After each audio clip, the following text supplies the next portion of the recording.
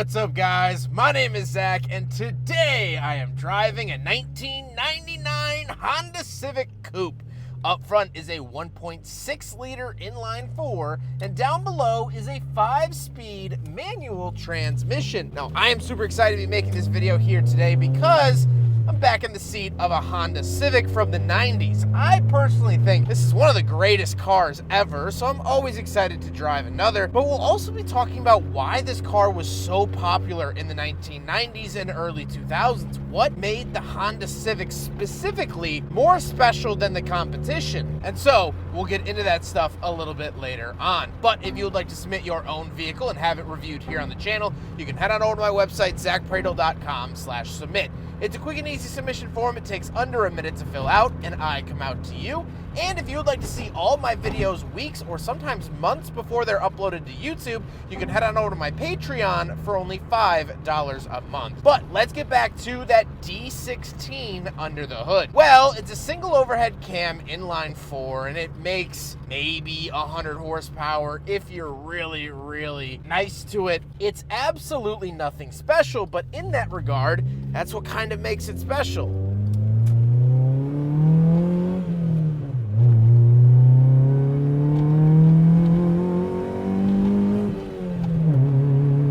They're really reliable. This is the peak of Honda's reliability. And they're relatively buzzy, they're fun, they're low horsepower, but they got a little bit of personality to them. You know, they're giving their most effort. And with an exhaust like this car has,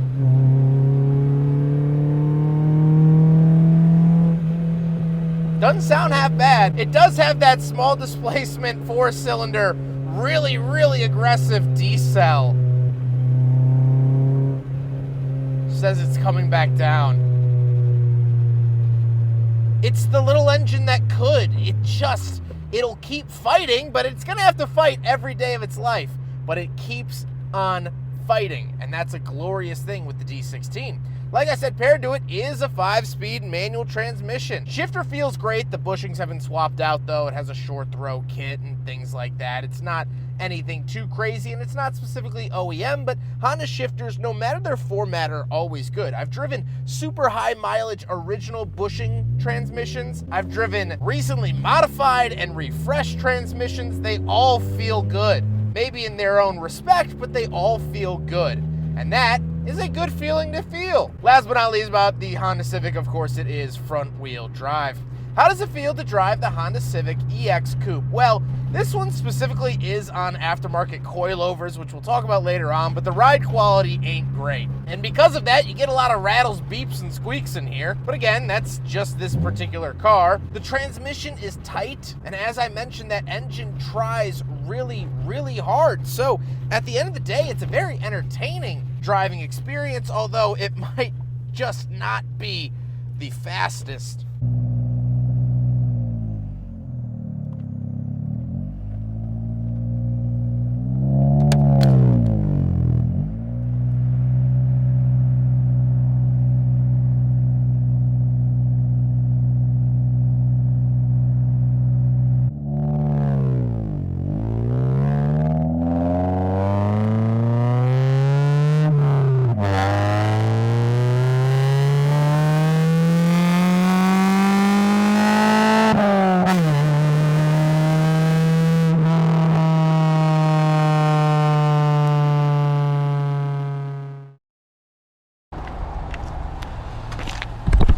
Still recording. With that stuff out of the way, let's talk about the interior. Well, in front of me, I have 4 gauges. Off to the left is my tachometer, in the center is the speedometer, and off to the right is my coolant temperature and fuel. I just have horn buttons on the steering wheel, which the horn no longer works, and off to the left, we have a climate control vent, gauge dimmer switch, cruise control button, sunroof button, and our power mirrors. Moving on to the door, we have lock and unlock and power windows, and moving into the center, we do have our hazard switch, climate vents, and climate controls. I've always thought it was kind of interesting that the climate controls of this car are vertical. Honda was doing this, I'm not totally sure why in the late 90s and early 2000s, but kind of interesting to see. We also, of course, have an aftermarket radio. We have a button for our recirculating AC and rear defrost. And then down below, we have a cubby and some cup holders, so we will do a big friggin' bottle test. And honestly, the size of the cup holder is great and would fit the big friggin' bottle, but it's too tall and it hits the dashboard. So close, but no cigar. Then we have the shifter itself. This is an aftermarket shift knob, but like I said, the bushings have been swapped out. It feels fantastic, and most Hondas do. Then we have the parking brake that does not work, center console, and the seats. The seats are cloth. They are unimaginative. They are comfortable, but not much beyond that. They hold me within the car, and I guess that's a good thing on a day like today. However, speaking of seats, even though this is a coupe, we still do have back seats. So let's go do a backseat review. Oh boy, it is 16 degrees here today. All right, we're in the back of the Civic. Oh, the cold breeze is coming in. It's not great. My head's hitting the ceiling. My knees are hitting the seat, or what would be the seat in front of me. I had to move it up extremely close to the steering wheel just to fit myself back here. We do also have a Chilton's manual for the Civic. Do some light reading and general info. This is probably the second most purchased book in the world behind the Bible. And honestly, I could see this passing up the Bible. There's so much info in here. I miss Chilton manuals. I don't know if they still do them. Or Haynes manuals. Do they still make them even? Do people still, do Chilton and them even exist? Either way, the back seat isn't great. I can only imagine. I mean, how many Dairy Queen trips have I gone on from the back seat back here where we pile in like 5 people and go to the Dairy Queen in our town or the Burger King or something like that? It's just like the nostalgia back here is the main winning factor. It's not a winning factor of any other part of it. My head's hitting the ceiling. I'm very uncomfortable, but this is where, personalities are curated. This is where memories are made, especially in 90s Civics. So cool to see that, but I'm going to get the heck out of here. Let's talk about the trunk, and then we'll talk about the looks. Japan was ahead of America in a lot of technologies in the 1990s, but one of the things is one single key for the entire car that was not industry complete standard in the 90s. Open it up like this, and we do get our giant subwoofer. Of course, that is not factory. It would be crazy if it was, but that does give a good showing of trunk space that you can fit an obnoxiously large subwoofer in the back of your 99 Civic, if that's what you want to do, and actually a lot of people did. So that might be some actual real-world consumer advice right there. There you go.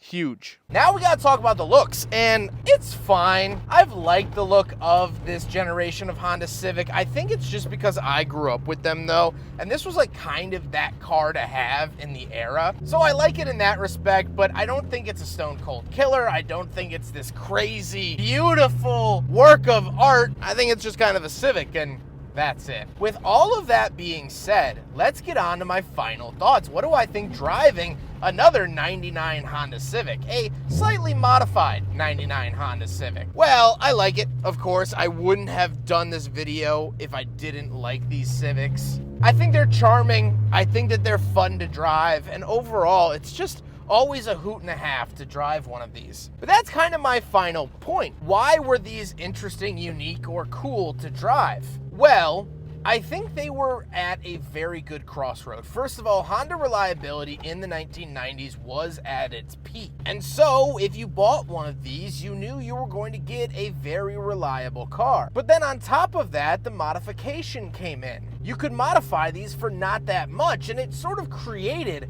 a snowball effect. Because they were so cheap to modify, more people modified them, making the market for modificational parts bigger. So the more people that modded them, the more parts that were available. So on and so forth, and it just kept going like that. And the other thing is that normal people bought these. The hot rodding scene back in like the 70s and 80s, like I always think of like Novas and Dusters and vehicles like that. Sure, some regular people bought them, but they weren't like these very average cars that you just happened to be able to hop up. This was bought by a grandma. This was bought by a dad, by a school teacher, by a nurse, by a orthodontist. Orthodontist was probably driving a Mercedes.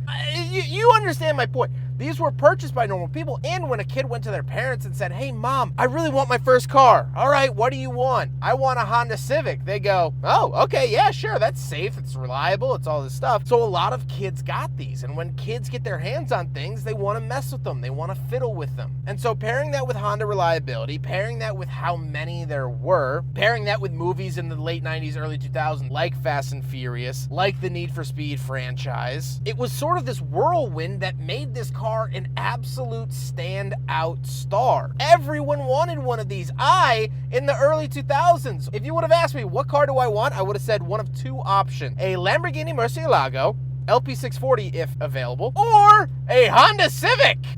I'm not kidding, because I saw this in the Fast and Furious movie with the green neon, and I thought it was the coolest thing in the world. And that's the beauty of this car, was that it was able to sort of blend those two worlds, the somewhat recovering hot rod community from the 70s and 80s, and the newer generation, reliability, availability. And driving this car, I'm just having fun. I'm slow. It's rattling itself apart. It's not a comfortable drive, but it's fun. And you can get into these cars for not a lot of money. You don't have to spend a lot of money on parts, and you have a fun automobile, and you get to learn how to modify cars. You get to go through that process. This car is a do-it-yourself vehicle, and so that's why it's one of the best first cars you could buy. It's great. The car is so good. Because of that, it can be whatever you want it to be. This car gives you the freedom of options, and that's why we love the Honda Civic. I hope you guys enjoyed the video. Huge thank you to Nolan for letting me borrow his 99 Honda Civic here today.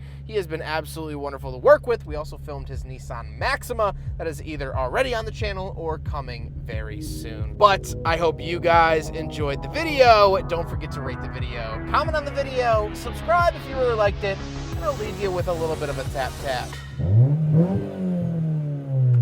Take care, everyone.